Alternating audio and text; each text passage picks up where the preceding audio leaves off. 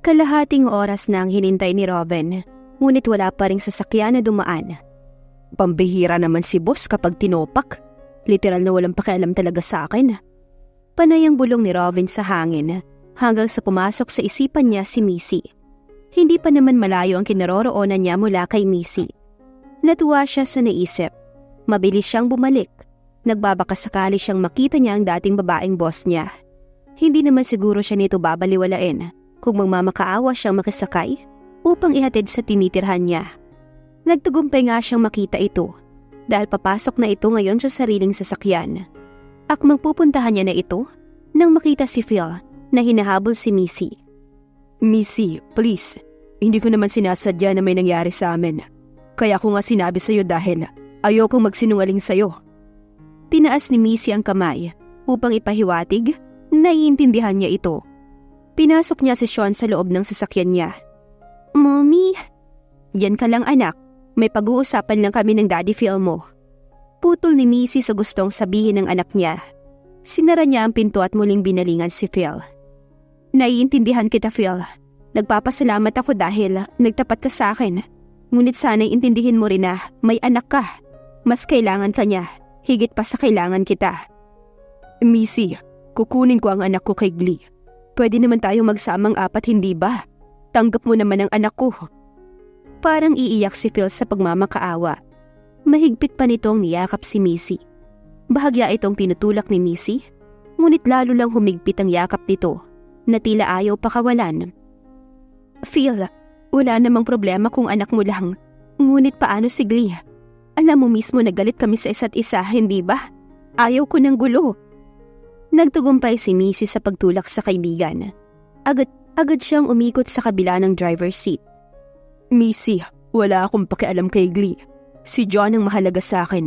Kaya please naman, huwag mo naman akong layuan ng ganito. Napamahal na sa akin si Sean. Higit pa sa tunay na anak ang pagmamahal ko sa kanya. Hinabol pa rin ni Phil si Missy, kahit nakapasok na ito sa loob ng sasakyan. Tumulo na ang luha nito. Kung ganon, ituon mo ang atensyon mo kay John. Bumawi ka sa ilang taon na hindi mo siya nakasama. Pilit pinapaintindi ni Missy kay Phil, ngunit takot na takot itong layuan niya.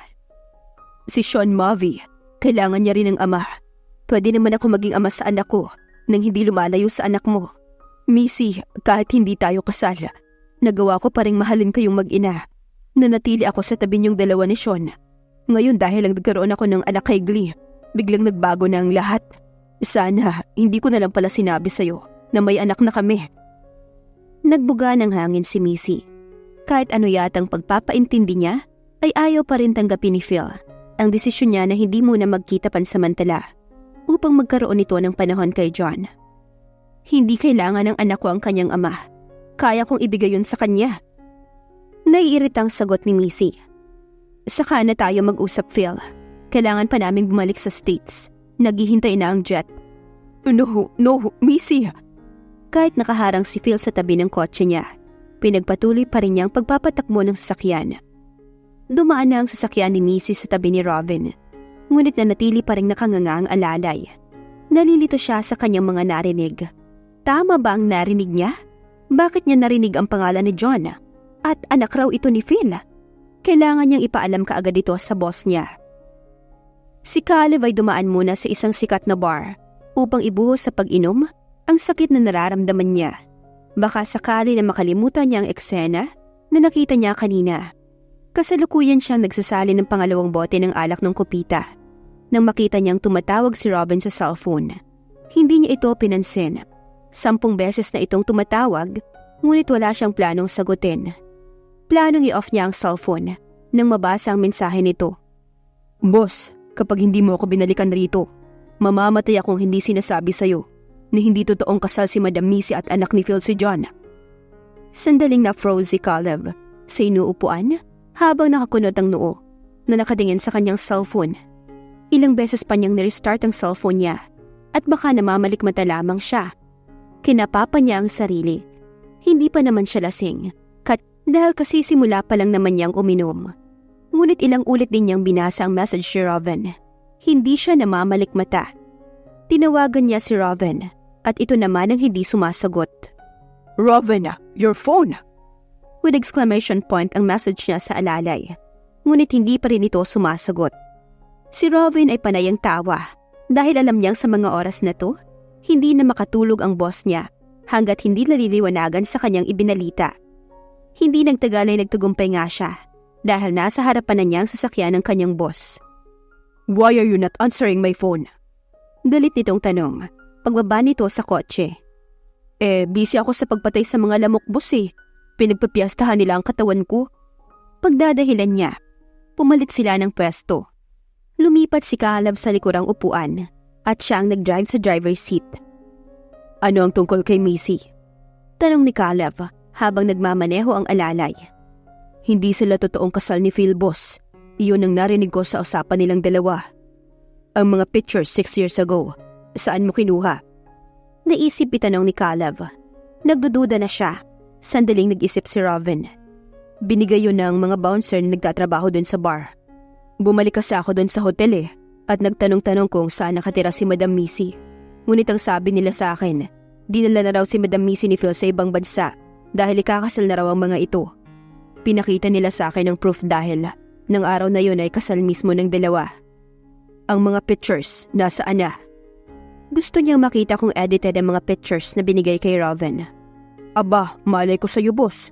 Hindi ba tinapon mo na yun sa basurahan paglabas mo ng ospital dun sa New York? Tinapunan niya ang alalay ng masamang tingin dahil sa sagot nito. Ngunit may ibang paraan siya, sakaling hindi niya mahanap ang mga pictures na yon dahil ilang taon na ang lumipas. Kinuha niya ang cellphone upang tawagan ang tauhan niya sa underground. Ito ang uutusan niyang gumalaw para sa kanya. Ngunit ang planong pagtawag ay naudlot nang makita niya ang notification sa cellphone niya. 2 minuto na ang nakalipas. Pinindot niya ang link. Ganoon na lang pagkasindak niya nang makita si Missy na pinapalibutan ng mga reporters. Nakahawak sa kamay nito ang bata na nanggulo sa kanilang kasal ni Giselle. Miss Valdalion, kamakailan lang nag-viral ang video ng batang to na nagpakilala di umano na anak ng isang CEO ng Wilson Pharma. Maaari mo bang sabihin sa amin kung anong relasyon mo sa batang to? He's my son. Diretsahan na sagot ni Missy at nagpatuloy sa paglalakad. Patuloy naman sa paghahabol sa kanila mga reporters sa airport. Kung ganoon, totoo bang ama niya ang CEO ng Wilson Pharma? Naudlot ang paghakbang ni Missy dahil sa narinig na tanong ng isa pang media reporter. Halatang hindi niya alam kung anong isasagot. Si Caleb ay kasalukuyang hindi na humihinga habang naghihintay ng isasagot ni Missy. Gusto niyang marinig ang pag-amin nito. No, my son has nothing to do with him. Nakuyom ni Caleb ang 2 kamao. Nagtatagis ang kanyang mga ngipin. Make a turn at the airport. Boss! Nagulat si Robin dahil sa biglang inutos ng kanyang boss. Nang makitang madilim na ang anyo nito, hindi na muli siyang nagtanong pa at baka iwan na naman siya. Agad din siyang tumalima. Si Missy ay stress na sa harap ng camera. Ayaw talaga siyang tantana ng mga media na to. Wala pa naman siya mga bodyguard na kasama dahil ayaw niyang makakuha ng atensyon. Ngunit may nakapansin pa rin sa anak niya. Miss Valdalion, paano mo naman maipaliliwanag ang nangyari sa simbahan? Mismo ang anak mo ang nagsabi na ama niya ang malupit na CEO ng Wilson Pharma. Ngumiti si Missy at sumagot. My son thought he was his father, but it was all a mistake. It's not a mistake that he's my son. Napalingon ng lahat sa pinanggalingan ng boses. Caleb? Usal ni Missy sa sarili. Anong ginagawa niya rito? Kailangan na niyang makaalis ngayon din. Didn't expect to see me? Hinawakan nito ang kamay niya. Nagbabanta ang mga tingin nito na tila kay laki ng kasalanan niya. Tinabig niya ang kamay nito at mabilis na kinarga si Sean. Ngunit bago pa man siya tumalikod, hinapit na siya nito sa baywang. Don't you dare to hide my son again.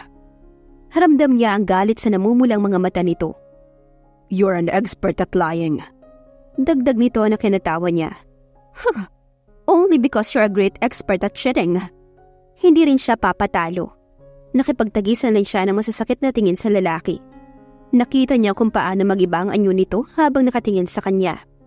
Dahil sa matinding sagutan ng dalawa, nagkaroon ng palaisipan ng mga media reporters na nakapalibot sa kanila. Mr. Wilson, does this confirm that you and Miss Valdalion had a romantic relationship in the past? Agad na nakabalik si Missy sa sarili nang marinig ang tanong ng reporter. Ngunit si Caleb mukhang hindi man lang nagulat sa tanong. Pagkusay parang iyon pa ang hinihintay nito mula pa kanina. "Yes, she's my adorable wife," sagot ni Caleb. Ngunit nanatili pa rin ang mga mata kay Missy. Sobrang ganda na nito lalo ngayon at magkalapit ang mukha nilang dalawa. Mabilis siyang tinulak ni Missy nang maramdaman ang kakaibang init na umusbong sa pagitan nilang dalawa. "Your ex-wife," pagtatama ni Missy sa sinabi ni Caleb. "So this cute boy is indeed the fruit of the two of you. He had the resemblance of his father," sagot ng isa pang reporter at panayang kuha ng picture sa kanilang tatlo na larawan ng isang magandang pamilya. Mataray ang pagtaas ng dalawang kilay ni Missy na tinignan si Caleb. Ngunit ngumisi lamang ang binata. Tuwang-tuwa sa naging reaksyon niya. "I may have the resemblance of my master, Dad, but I am not a cheater." Napalis ang malapad na ngisi ni Caleb nang marinig ang sinabi ng kanyang anak sa mga reporter. Nagkasalubong na ngayon ang mga kilay niya habang nakatingin sa kanyang anak. Nakatiimbagang siya na tinignan si Missy na tila ba sinisisi ito dahil sa hindi magandang pagpapalaki sa anak nila. Ang babae na naman ngayon na nakangisi sa kanya. "He's indeed your monster, son." Pabulong nitong pag-amin sa kanya bago siya tinalikuran. Natulala si Caleb dahil sa sinabing iyon ni Missy. Nang mahimasmasan siya, ay nakita niyang malapit na ang mga ito sa private jet. "Shit, Missy!"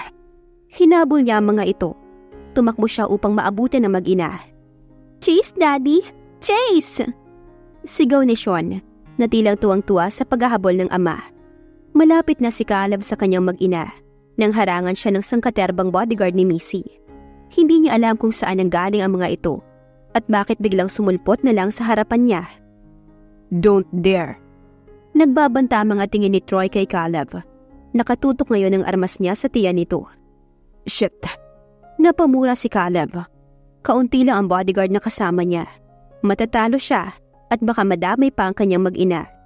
Wala siyang nagawa kundi hayaan ng dalawa na umakyat sa private jet ng mga ito. "Bye, Monster Dad!"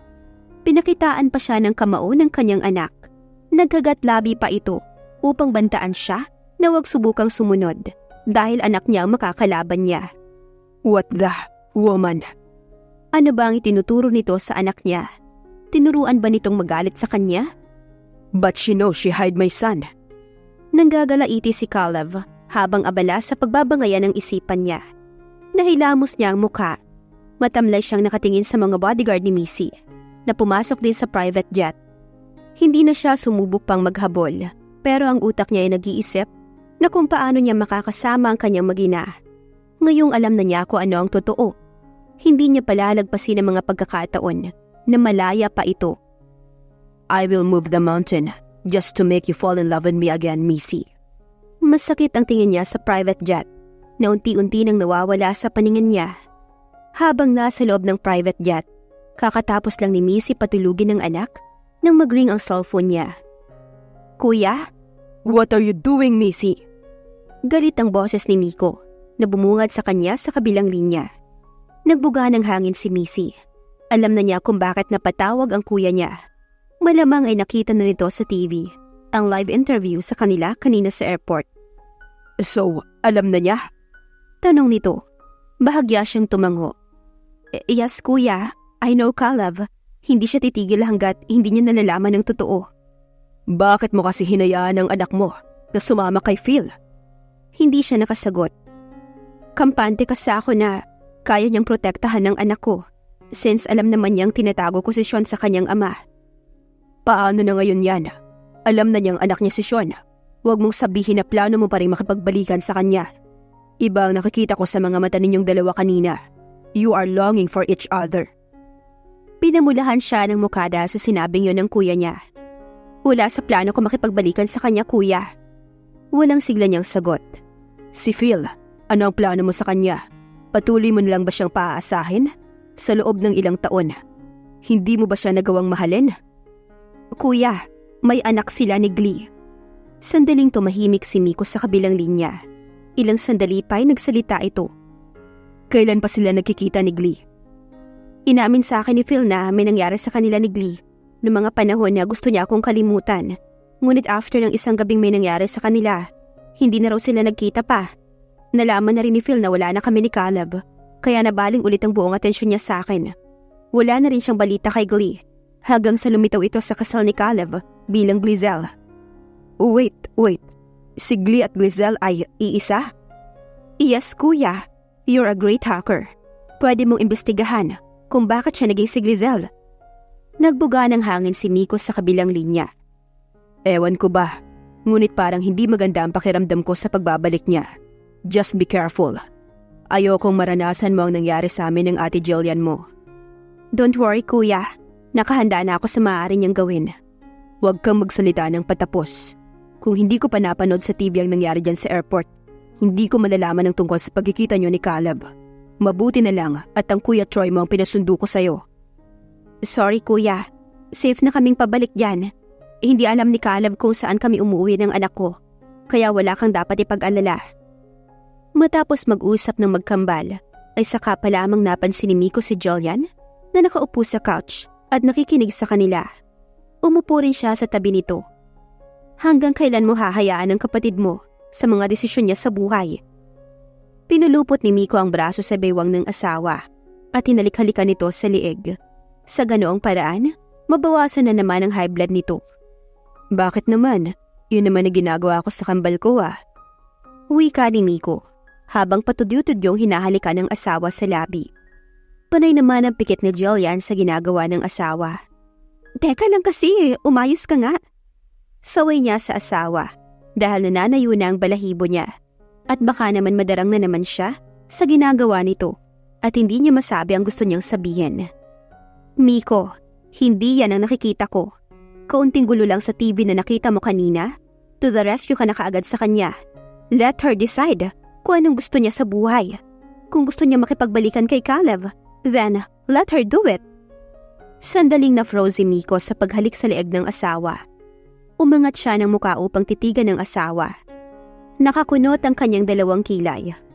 Wife, alam mo na dati pa kung bakit hindi ko sila magawang hayaan na lang sa lahat ng gusto nila, hindi ba?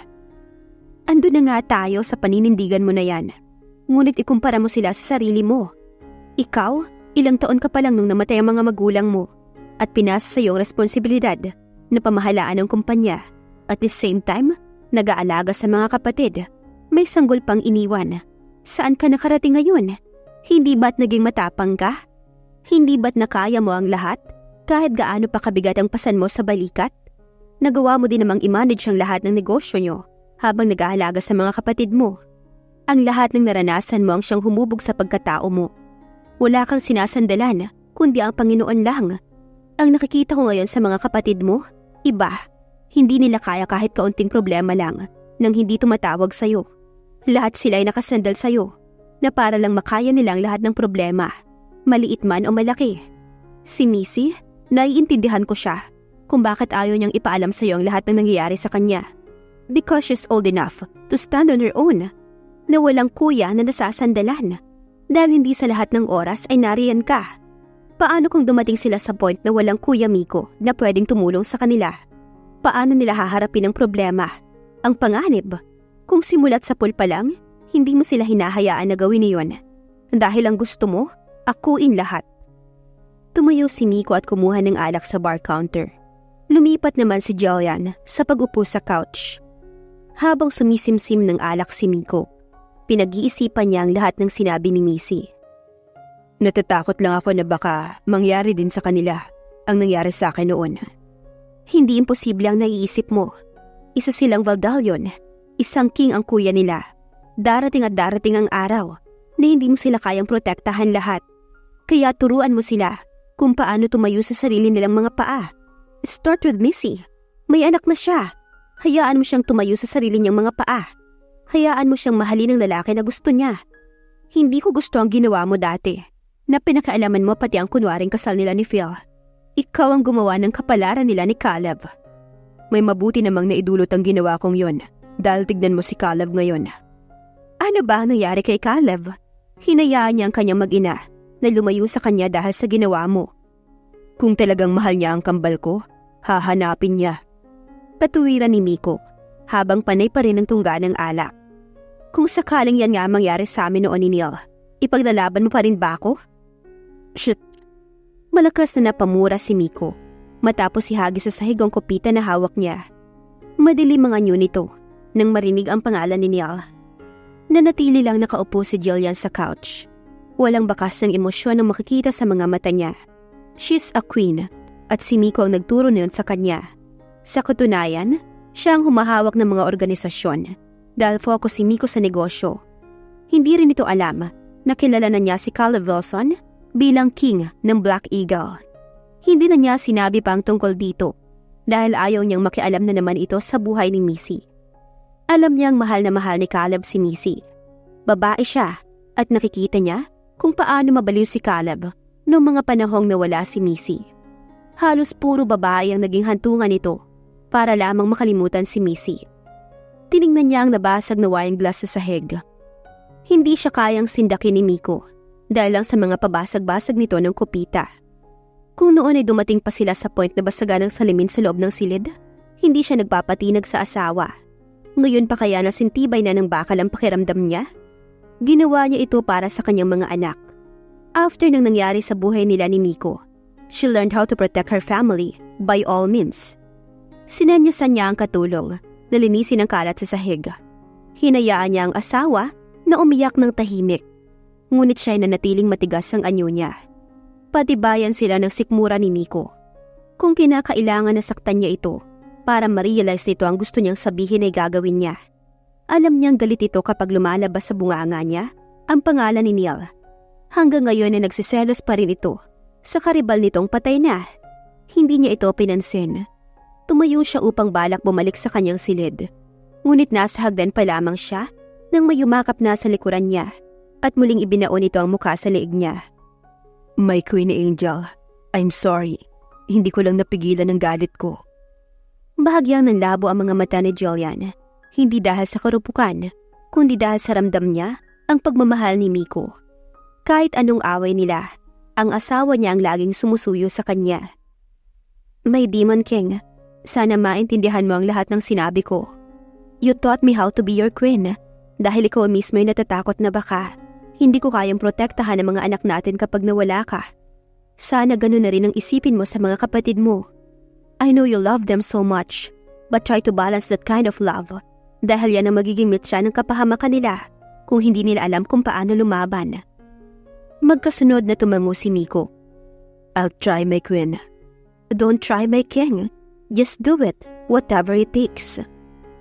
Humarap si Jillian sa asawa at malalim na hinalikan ang labi nito. Napapikit naman si Miko habang ninanamnam ang mainit na halik ng asawa. Ano kaya ang plano ng gawin ni Miko pagkatapos pangaralan ni Jillian?